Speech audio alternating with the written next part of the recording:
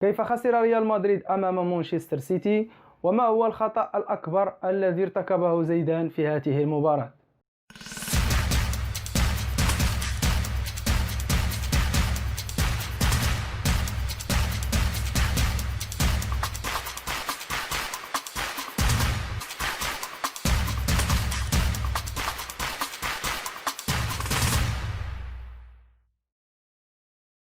بدأ ريال مدريد اللقاء بطريقة 4-3-3. تيبو كورتوا في حراسة المرمى، على اليمين كظهير اللاعب داني كارفاخال، في عمق الدفاع رافائيل فاران وإيدير ميليتاو، في الظهير الأيسر ميندي، في محور الوسط هناك كازيميرو، توني كروس ومودريتش. على الناحية اليمنى في الهجوم رودريغو، وكراس حربة كريم بنزيما، وعلى الناحية اليسرى إيدين هازارد. مانشستر سيتي استهل اللقاء بضغط عالي وعالي جدا على دفاع ريال مدريد، استثمره واللاعب غابرييل خيسوس بذكاء، استخلص الكرة من رافائيل فاران ومرر الكرة لستيرلينغ الذي كان أمام شباك فارغة ليضع الكرة في الشباك. ريال مدريد لم يدخل بسرعة في أجواء اللقاء، بحيث أن الضغط العالي الذي كان يمارسه مانشستر سيتي على ريال مدريد جعله لا يدخل مباشرة في اللقاء. فمانشستر سيتي لعب على قوة ريال مدريد وهي الأطراف، فكان دائما ما يضغط، ولم نشاهد كثيرا صعود لا اللاعب داني كارفاخال ولا اللاعب فيرلاند ميندي، لأنهم دائما كانوا يدافعون. كذلك إيدين هازار ورودريغو لم نشاهدهم كثيرا في الثلث الأخير أو في نصف ملعب مانشستر سيتي بكثرة الضغط الذي كان يمارسه مانشستر سيتي. افتقاد الفريق كذلك للقائد سيرجيو راموس بدا جليا على أرض الملعب وعلى اللاعبين. كنت أتوقع الخطأ أو الأخطاء من اللاعب إيدير ميليتاو، أن الخطأ جاء من اللاعب ذو الخبرة رافائيل فاران. المرونة التي لعب بها مانشستر سيتي وسير بها العشر دقائق أو العشرين دقيقة الأولى جعلت لاعبي ريال مدريد دائما ما يرتبكون. دخول كذلك اللاعب ستيرلينغ في عمق أو إلى عمق دفاع ريال مدريد، وخروج اللاعب غابرييل خيسوس إلى طرف الميدان شكل كذلك بعض اللخبطة في دفاع ريال مدريد. إيدير ميليتاو قدم شوط جيد أو شوط ممتاز للغاية. تقريبا كل الثنائيات التي كان طرفا فيها كان يفوز بها، قطع العديد والعديد من الكرات وتصدى لكرة كانت مسددة نحو المرمى.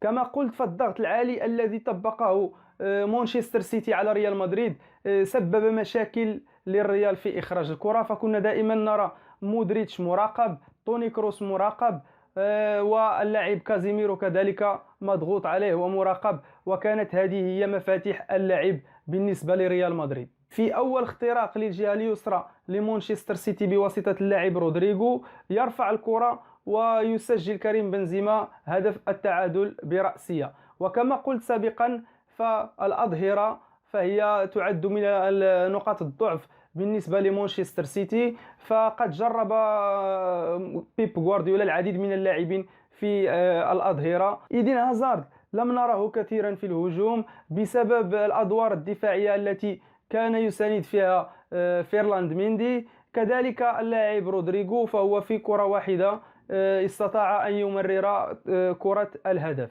هدف التعادل. ملخص الشوط الأول كان ضغط من مانشستر سيتي وسيطرة في بعض الأحيان، سيطرة كذلك على ريال مدريد من ناحية عدم إخراج الكرات وعدم اللعب بارتياح. ريال مدريد لم يدخل في اللقاء مباشرة أو لم يدخل في المباراة بسرعة، احتاج بعض الوقت. هدف التعادل جاء في وقت مناسب بالنسبة لريال مدريد، وبعد تسجيل هدف التعادل رأينا أن ريال مدريد بدأ نسبيا يتحكم في الكرة ويمرر تقريبا تمريرات لا تقطع بسرعة.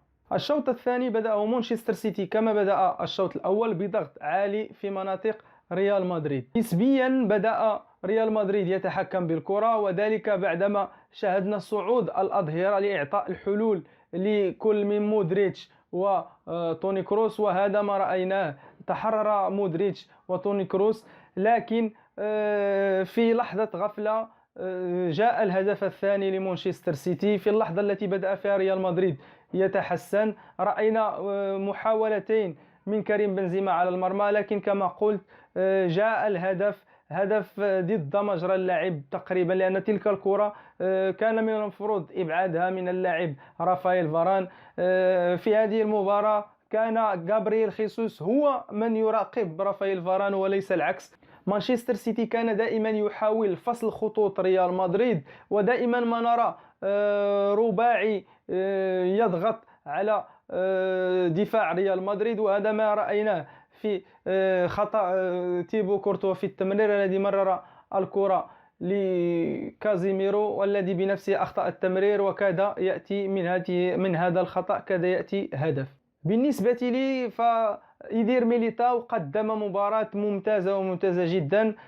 كنت متخوف من أدائه، لكن رافائيل فاران اللاعب القيدوم هو من كان قد تسبب في خسارة ريال مدريد. حسب رأيي فرافائيل فاران ليس ذلك اللاعب الذي سوف تعول عليه ليقود دفاع الفريق. فدائما حينما يلعب رافائيل فاران من دون راموس فنرى الأخطاء في دفاع ريال مدريد، وهذا كان قد حدث في سنة 2018 في مباراة الإياب ضد يوفنتوس، بعدما تقدم ريال مدريد في الذهاب بثلاثية نظيفة، ولكن في العودة غاب سيرجيو راموس، استقبلت مرمى ريال مدريد 3 أهداف. فكما قلت فسيرجيو راموس ليس مجرد لاعب، فهو قائد ومدرب داخل الميدان. ورأينا نظراته من المدرجات ربما كانت تقول نظرته أنه متأسف لأنه لم يحضر أو لم يلعب تلك المباراة. بالنسبة لي فريال مدريد أدى ضريبة اللعب وراء النتيجة. ريال مدريد أقصي في مباراة الذهاب، لأن دائما مباريات الذهاب في الشامبيونز ليج، مباريات الأدوار الإقصائية في الشامبيونز ليج، فالمباراة الأولى دائما ما تكون حاسمة وفاصلة. تغييرات زيدان جاءت متأخرة بعدما تاه الفريق. رأينا الفريق تائه بعد الهدف الثاني، تائه لم يصل للمرمى تقريبا تمريرة أو تمريرتين ثم تضيع الكرة. على عكس ذلك رأينا مانشستر سيتي يعني كأنه أخذ جرعة من القوة بعد الهدف الثاني. مانشستر سيتي لعب مباراة جيدة، لكن بالنسبة للأهداف فهو لم يعني يتعب عليها كثيرا، فرافائيل فاران وفر على مانشستر سيتي هذا العناء. إذن هي مباراة للنسيان بالنسبة للمدريديستا. ريال مدريد الآن عليه أن يلملم الأوراق ويقوم بالتعاقدات التي يمكن أن يستفيد منها الموسم المقبل. كذلك على زين الدين زيدان أن يقيم الموسم ويرى ما هي المراكز التي يعاني منها الخصاص. أظن أن ريال مدريد في حاجة لمهاجم. إيدين هازار كذلك لم يقدم الإضافة. إيدين هازار كان خارج الخدمة في هذه المباراة، كما لو أن ريال مدريد يلعب ب10 لاعبين.